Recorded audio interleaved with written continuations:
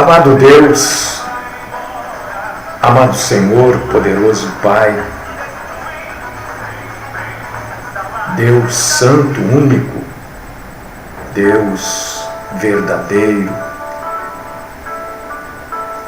Deus de graça, de misericórdia, Deus que nos trouxe até esse momento.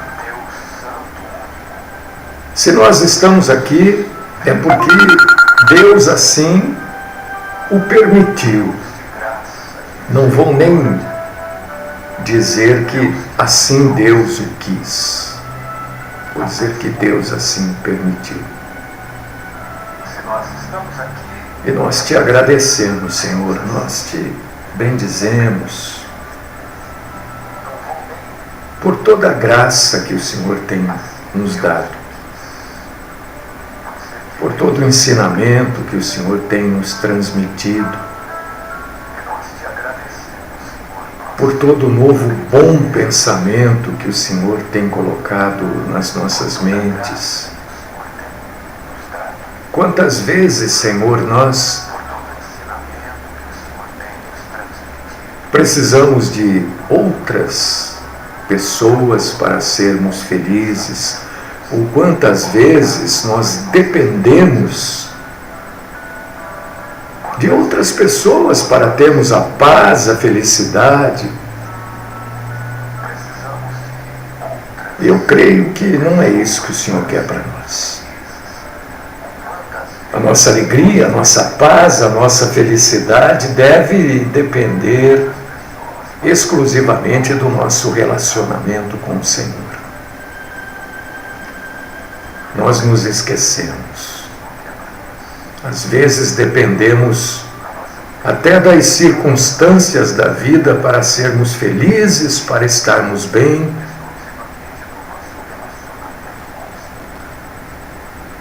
Ajuda-nos, Senhor. Nesta manhã, eu quero pedir a sua ajuda. Que a gente possa aprender que a nossa alegria, a nossa felicidade, o nosso bem-estar não deve, não pode depender de outra pessoa. Só pode depender do Senhor. Ensina-nos, ó Pai. Ajuda-nos, ó Deus querido. Nós estamos aqui para prestar um culto ao Senhor. E o culto da maneira que o Senhor diz que ele deve ser. Culto racional. Só o Senhor é digno de ser louvado, adorado, honrado e cultuado. Que este nosso culto, singelo, é verdade, mas agrade ao Senhor. Então eu peço que o Senhor nos ensine, que o Senhor nos ajude a sermos fiéis à Tua palavra, não irmos além e nem ficarmos aquém. Esta é a minha oração. Com o coração cheio de gratidão.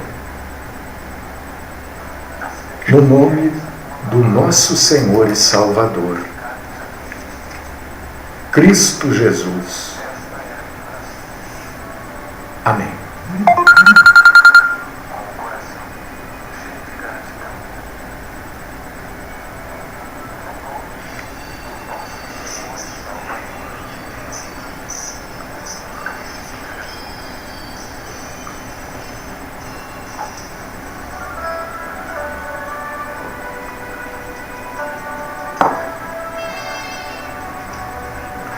Deixa eu trazer um alerta aqui, né? Você que vai ver o vídeo, está sendo gravado aí. Isso aqui está acontecendo no dia 27 de julho. Nós vamos ter a ceia. Eu vou ministrar a ceia na segunda-feira, dia 31, então estou convidando pessoal para participar da ceia conosco, né?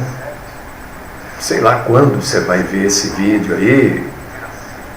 Então nós estamos hoje no dia 31, no dia 27 de julho.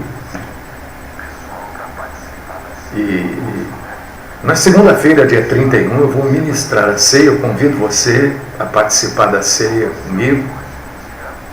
Será uma alegria, será uma satisfação proclamar a graça e a misericórdia do Senhor todos os dias, principalmente na ceia do Senhor, tá? O convite está feito para você. Participe conosco da ceia, a ceia do Senhor, segunda-feira, dia 31. E lembrando também, para você que está aí vendo o vídeo, que amanhã, sexta-feira, hoje é quinta, amanhã, sexta, nós estaremos realizando uma programação para o pessoal do rádio, do aplicativo, uma programação de perguntas e respostas. Você tem dúvidas sobre a Bíblia Sagrada? Você tem dúvidas sobre passagens bíblicas? Você tem dúvida sobre coisas que você ouviu? Amanhã é dia de você perguntar. Não adianta perguntar hoje, pergunta amanhã, né? Amanhã eu vou estar com o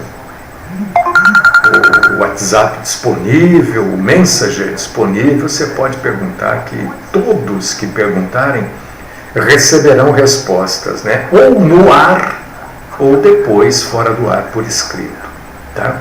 Amanhã, sexta-feira, dia 28, então, é uma programação de perguntas e respostas, né? Uma programação de tirar dúvidas. Combinado? Espero que esteja combinado.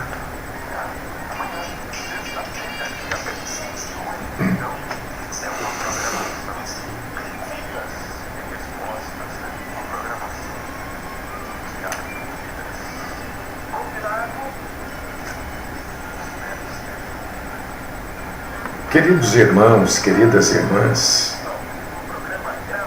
quero aproveitar esta oportunidade que nós estamos aqui no rádio, né?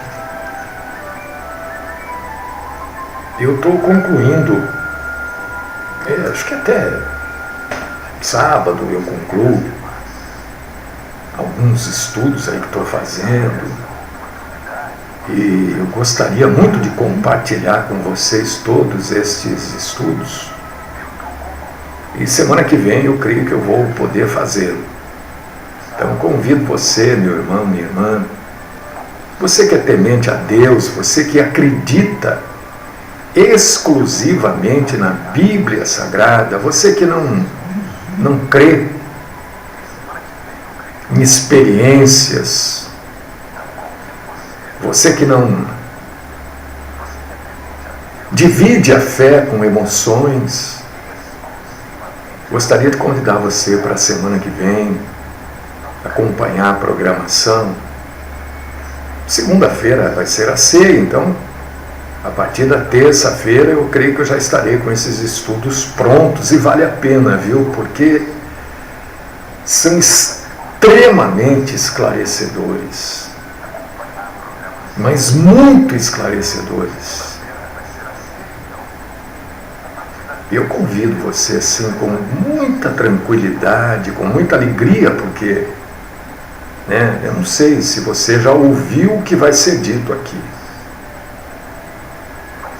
E vai ser dito sempre fundamentado na Bíblia Sagrada, fundamentado na Palavra de Deus, não em achômetro, naquilo que eu acho, naquilo que eu acredito, não. É o que a Bíblia fala de assuntos.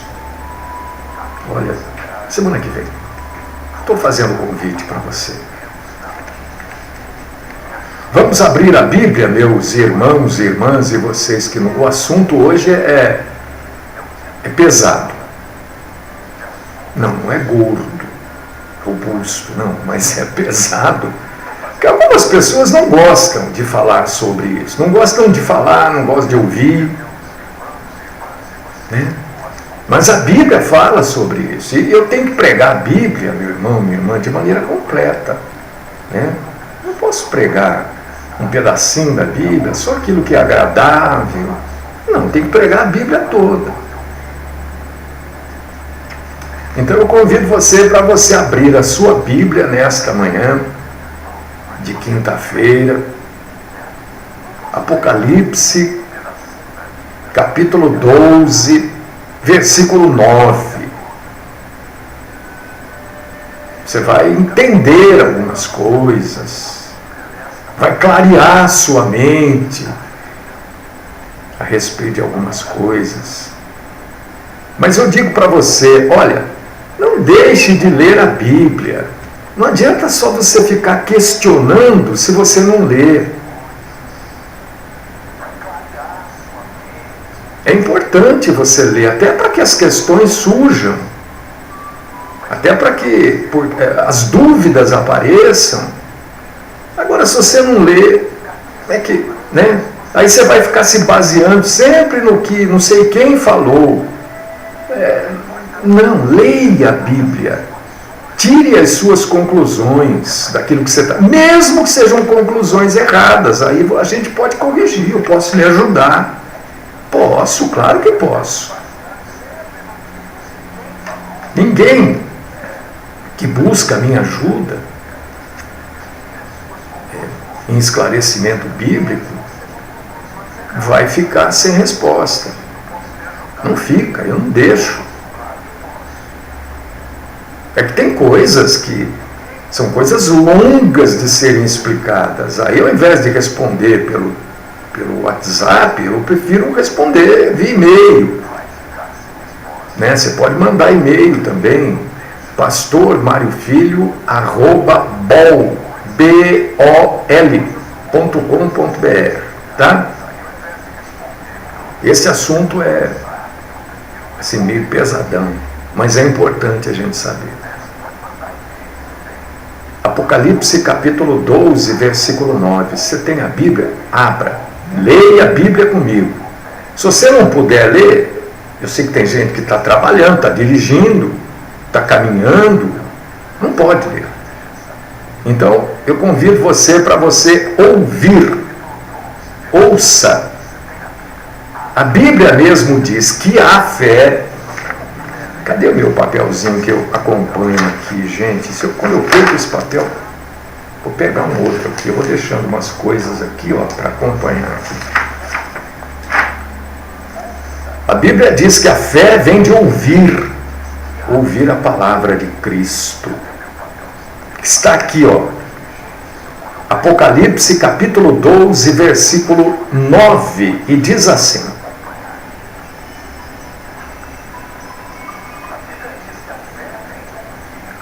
e foi expulso o grande dragão, a antiga serpente que se chama Diabo e Satanás, o sedutor de todo o mundo. Sim, foi atirado para a terra, e com ele os seus anjos.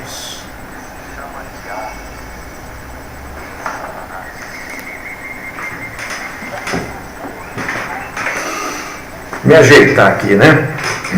Me ajeitar, porque, irmãos amados, irmãs queridas, o que a Bíblia fala sobre os demônios? O que a Bíblia traz para a gente de informação, de alerta sobre os demônios? O que você precisa entender, primeira coisa, é que todo cristão, quando eu estou falando cristão verdadeiro, né? E a gente não sabe quem é cristão verdadeiro porque ele tem uma identificação uma plaquinha, sou cristão. Ninguém sabe. Quando a gente diz cristão verdadeiro, esse cristão verdadeiro não tem uma carteirinha, né? Sou cristão verdadeiro. Ninguém sabe. Ninguém sabe. Existem tantas pessoas que atuam como cristãos, principalmente nesses dias, nesses últimos dias, que só Deus sabe quem é verdadeiramente cristão. Mas o verdadeiro cristão está imune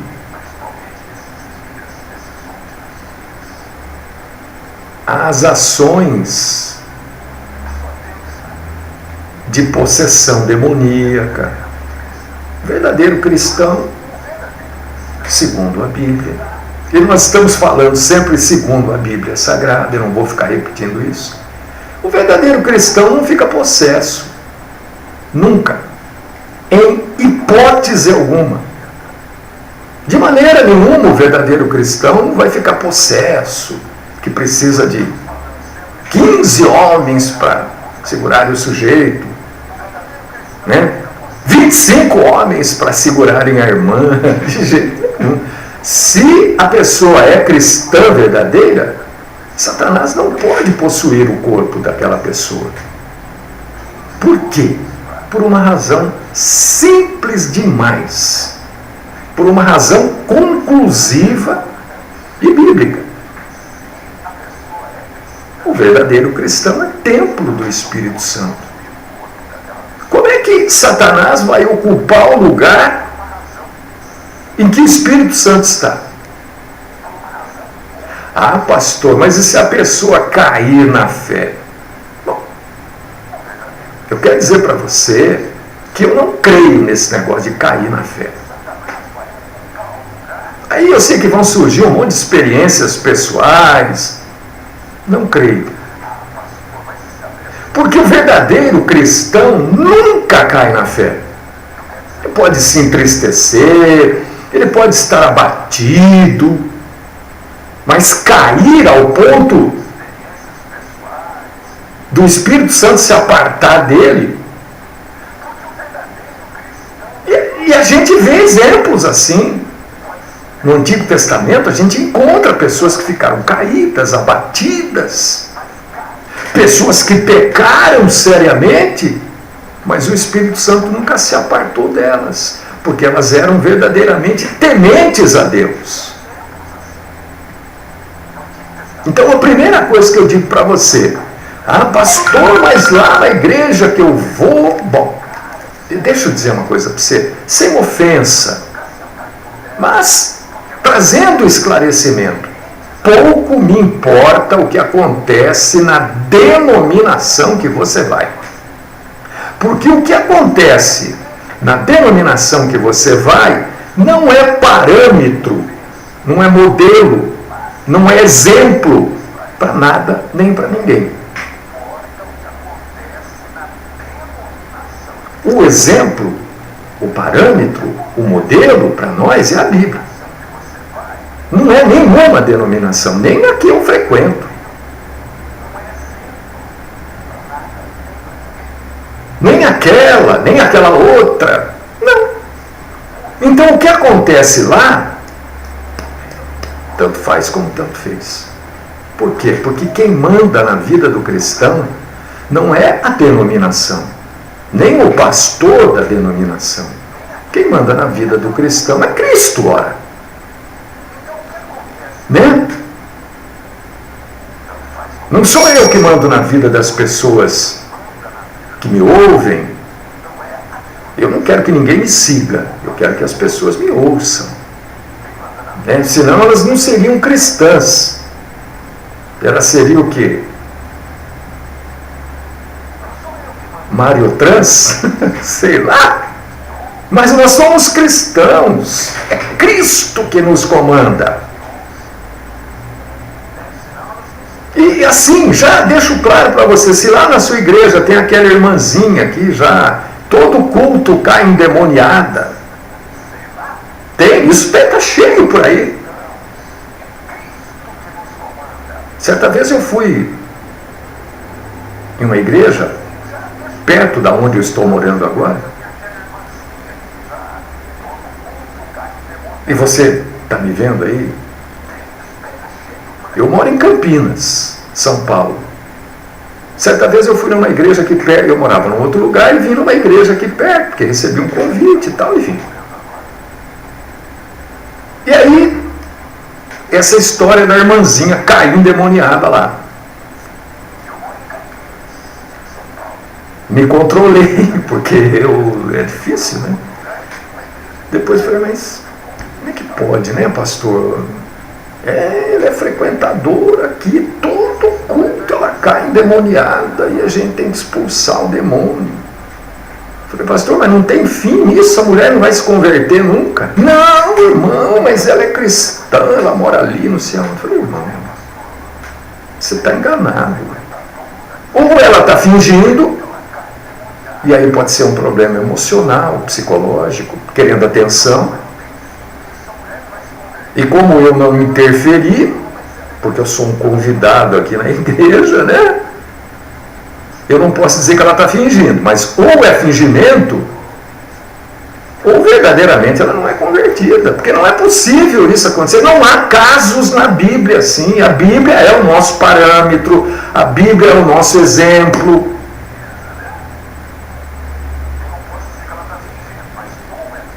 Os demônios existem, é óbvio que existem. Ninguém pode dizer, não existe demônio, existe. São anjos caídos. Nós lemos aqui Apocalipse, capítulo 12, versículo 9. Eu escolhi ler um evento futuro, porque isso não aconteceu ainda.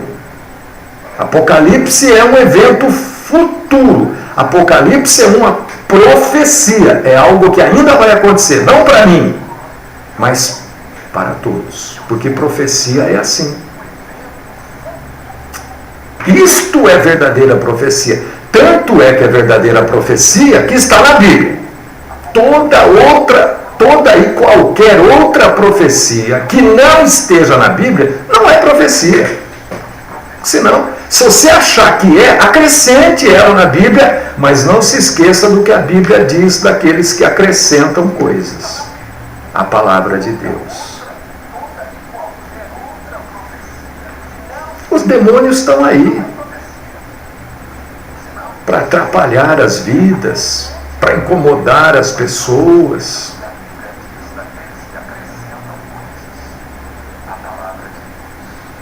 Os demônios, o que eles são? O que são demônios?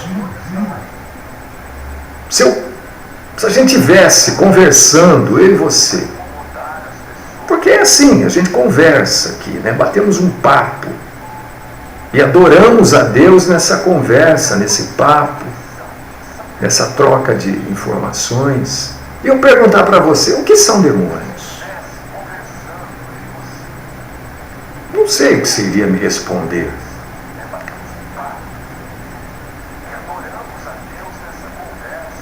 Os demônios são anjos. Anjos que pecaram, como diz Judas 6. Demônios são anjos que pecaram. Seguiram Satanás. São anjos que pecaram, seguindo Satanás e se rebelando contra Deus. Isso são demônios. Não tem corpo. São espíritos. Espírito não tem corpo.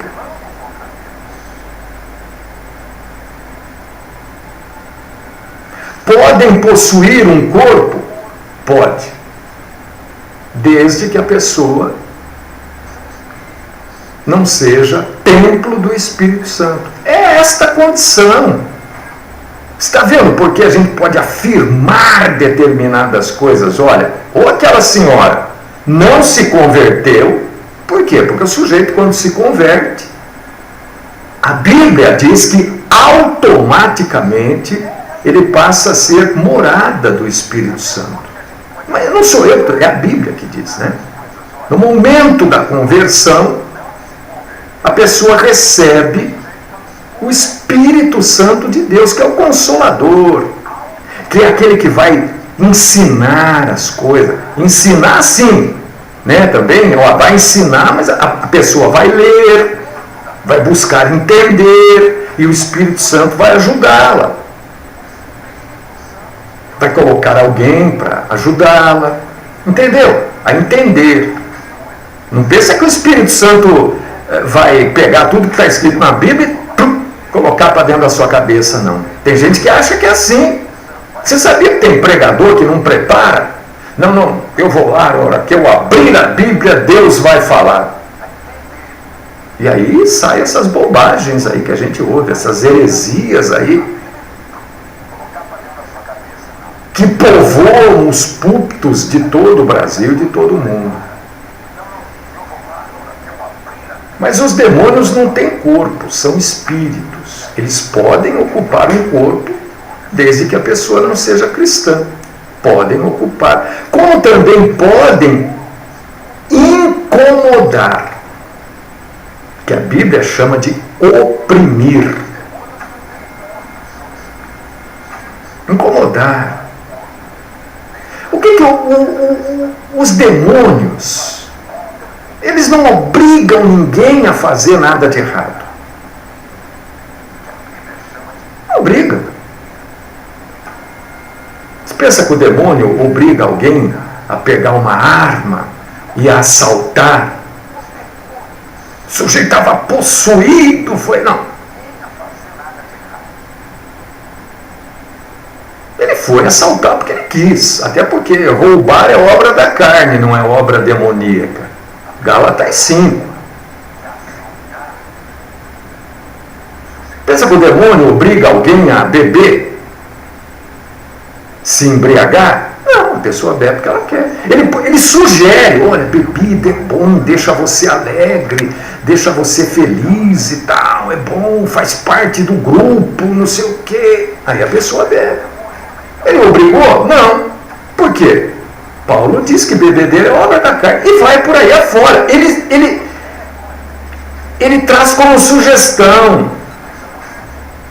Porque Satanás é muito mais esperto, muito mais. A Bíblia diz que Satanás é astuto. Ele usa de astúcia.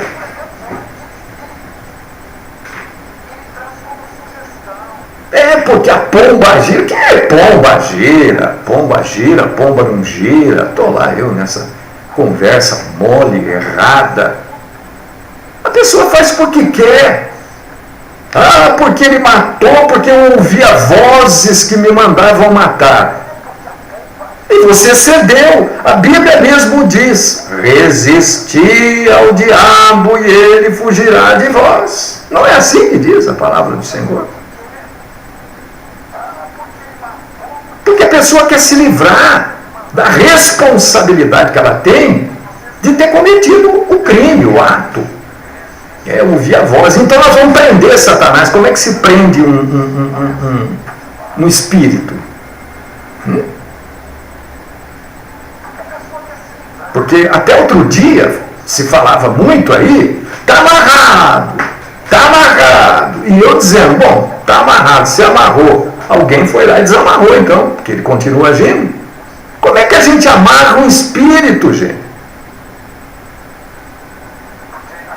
É claro que existem demônios que estão guardados, trancafiados. Mas quem fez isso?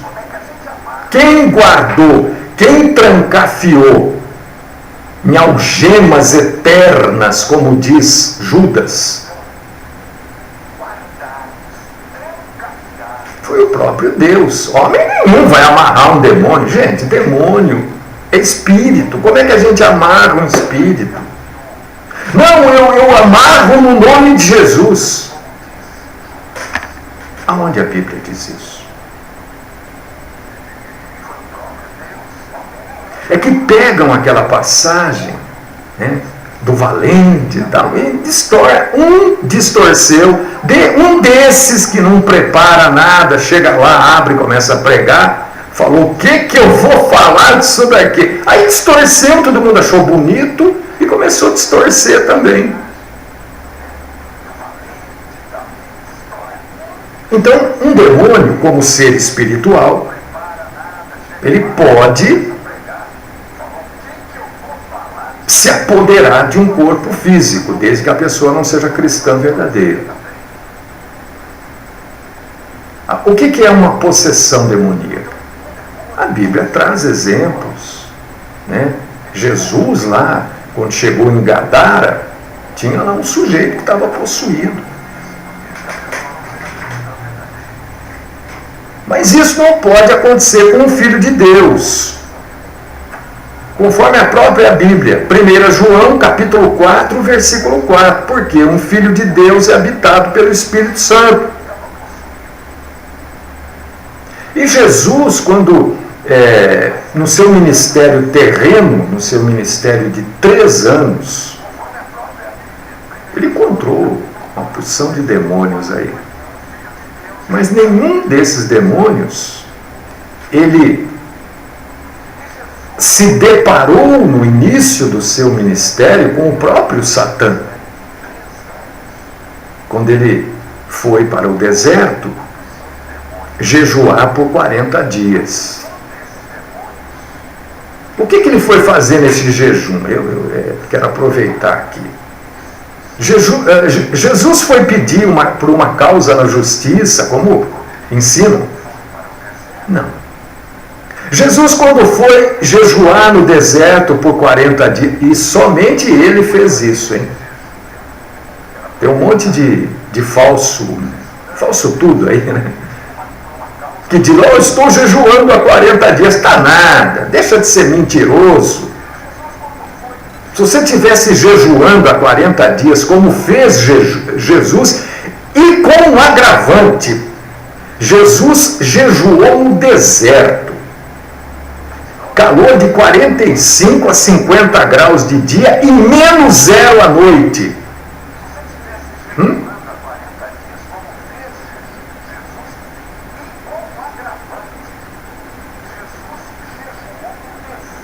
Você está nada que você está jejuando. Jesus enfrentou Satanás no deserto, o próprio Satã. Não foi um demônio qualquer, não. E Jesus o venceu. Por que ele foi jejuar? Não foi pedir algo para ele. O jejum, aproveitar esse embalo aqui, né? Porque eles ensinam que o jejum, quando você quer alguma coisa, aí você jejua para agradar a Deus, quer dizer, você jejua para convencer Deus de que você merece.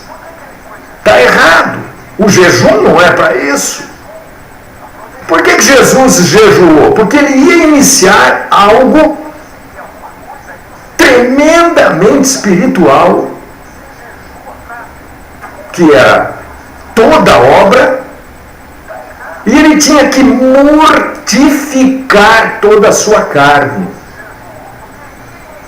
Toda a sua carne tinha que estar sob controle do seu espírito. Este é o motivo do jejum. O jejum não é para conseguir o jejum das causas impossíveis. Vá contar para outro. Vai enrolar o povo no outro lado. O jejum serve para a gente, não é para Deus. Ninguém jejua para Deus. A gente jejua para a gente mesmo. Ora, se eu tenho algo na minha vida que precisa do meu espírito, então eu vou jejuar para que o meu espírito se sobreponha sobre a minha carne, que é fraca. Mas é fraca, vírgula. Ela combate, ela milita contra o espírito. Olha que coisa interessante. Como é que algo fraco como a carne consegue lutar contra algo tão forte como o espírito? Você já parou e pensou nisso?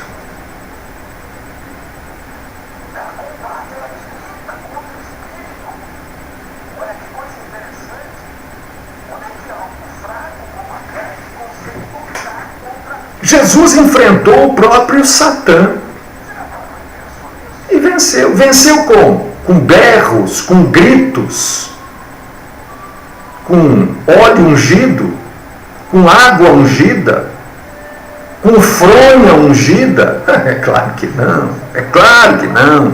Venceu como? Venceu com a palavra. Com a palavra.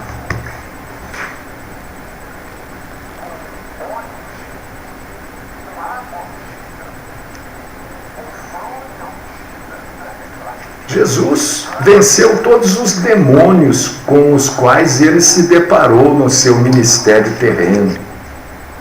Mateus capítulo 8, versículo 16, e nós precisamos entender, meu irmão, minha irmã, que como o próprio Satanás sabia o objetivo de Jesus na terra, o objetivo do ministério de Jesus, ele tentava de todas as formas envergonhar Jesus. Ele já havia tentado no deserto.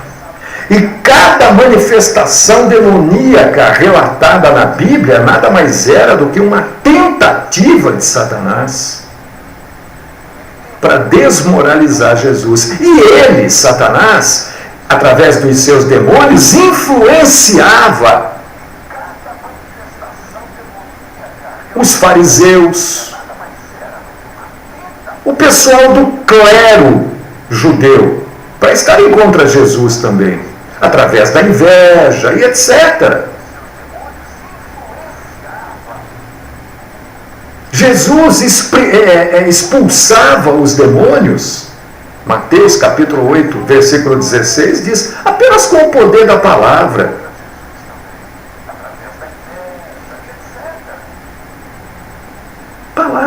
Palavra de Deus. A palavra que hoje está escrita na Bíblia. E esta autoridade de Jesus sobre até os demônios é uma das provas de que ele era realmente o Filho de Deus. Lucas capítulo 11, versículo 20.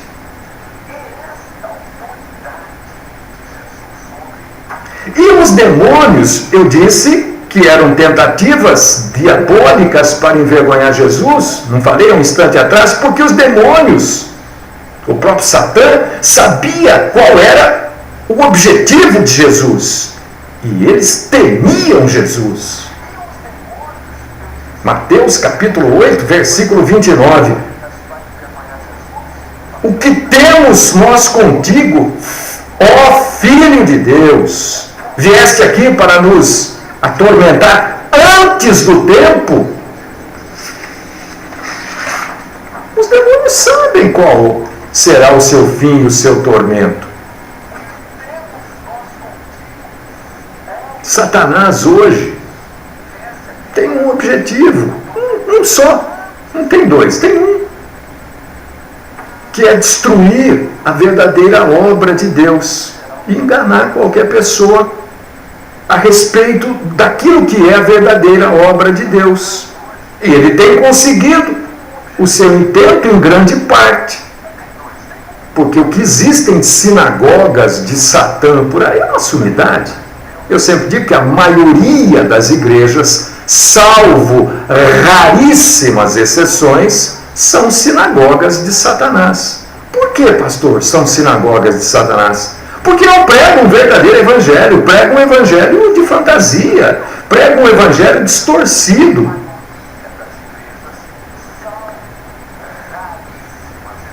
Os demônios são descritos na Bíblia como espíritos do mal. Mateus capítulo 10, versículo 1. Espíritos imundos. Marcos capítulo 1, versículo 27. Espíritos mentirosos. 1 dos Reis, capítulo 22, versículo 23. Anjos de Satanás.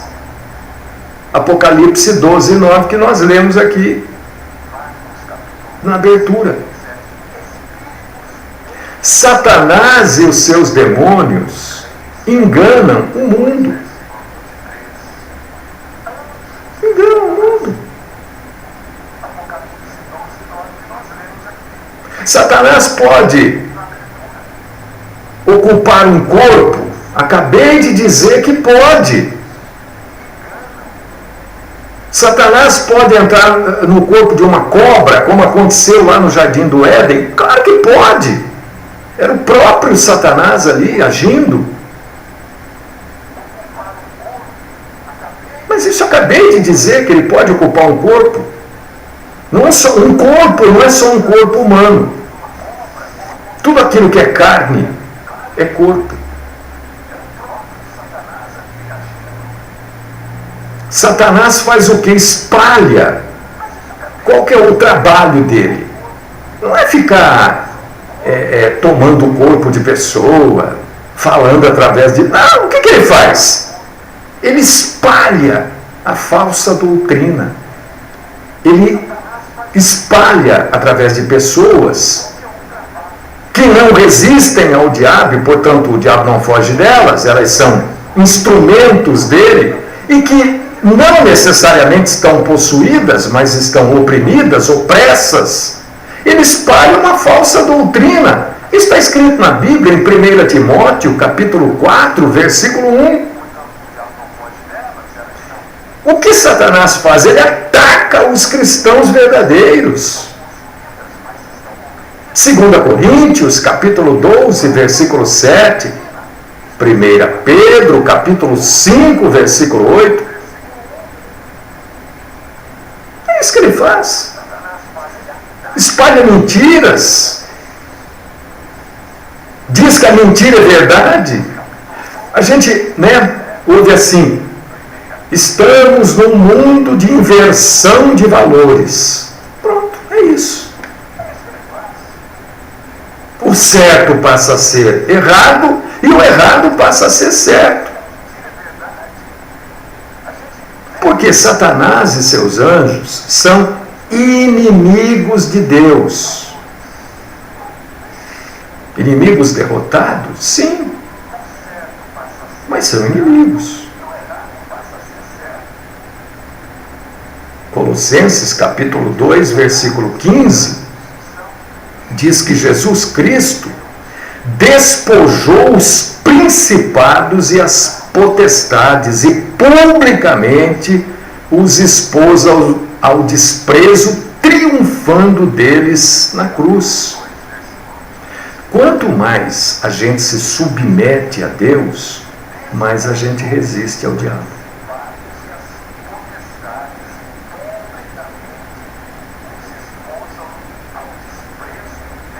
Filhinhos, disse o apóstolo João, em 1 João capítulo 4, versículo 4.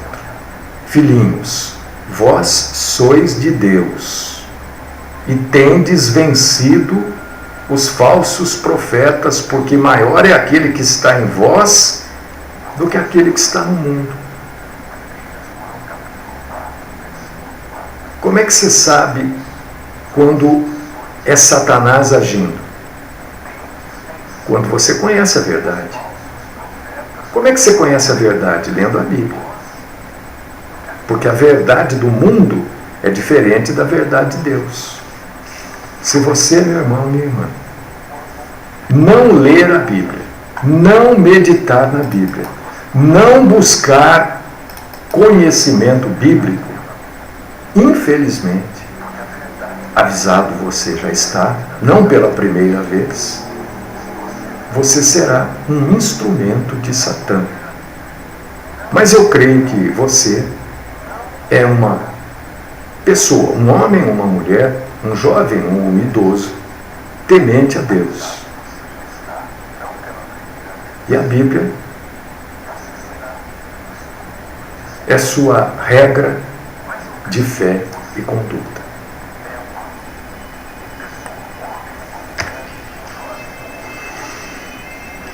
Amado Deus, querido Pai, nós te agradecemos, te glorificamos por tudo isso que o Senhor nos ensinou.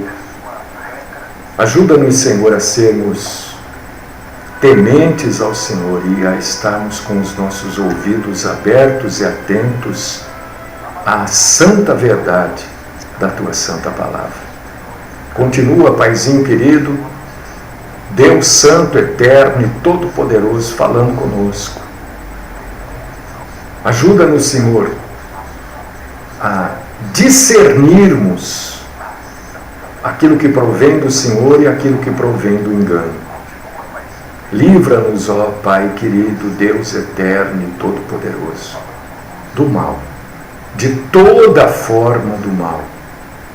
Esta é a minha oração, no nome do Cristo Salvador, Jesus. Amém.